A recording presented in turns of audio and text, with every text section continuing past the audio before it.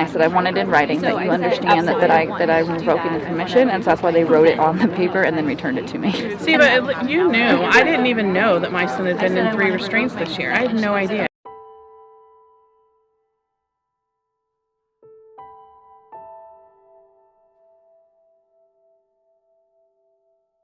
As soon as I heard the word, the very next morning I called and revoked permission for them to put their hands on my son. It's their Handle with Care is a program they use, so I revoked permission for them to use that. Every student that goes there is required to have that permission slip signed so that any staff can do that to their children at any time.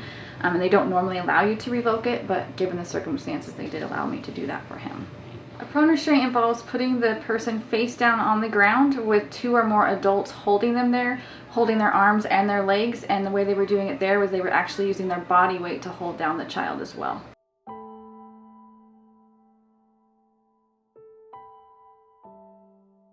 And they're locking their arms like this, and then they're taking them to the ground. But they're not doing it as nicely as I'm even doing it. And they're putting them down, and then they're holding them like this. And then they're putting additional staff members on the legs and additional staff members holding their arms. So here's this child being held down like this with this body weight being pressed on them. It's hard to breathe already. Right, and it's hard for her to breathe already, and I'm her mom, and I'm not trying to press her on the ground. And it's unnecessary. No child has to go through that every day, and then look at the teachers in their face again, who now have this weird power, and they're holding them down, telling them, calm down, you don't get up till you calm down. No one's calm in that position. No one's ever going to get calm in that position. So his first year at that school was this year.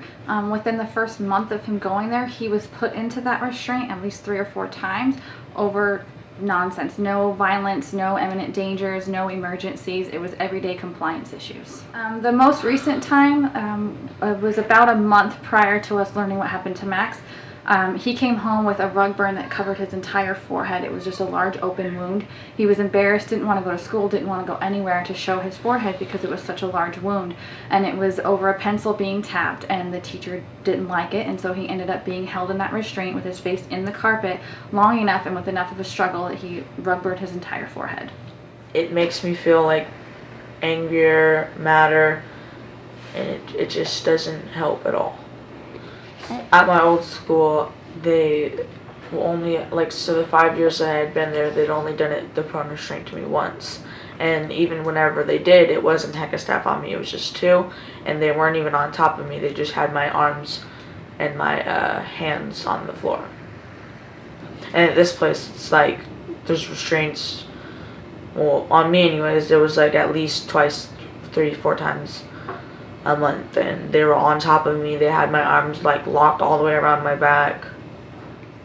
Yeah, you have to just try and breathe as slow as you can, and then if they you just have to do what they say until they get off of you, because they're just gonna stay on you and they won't stop.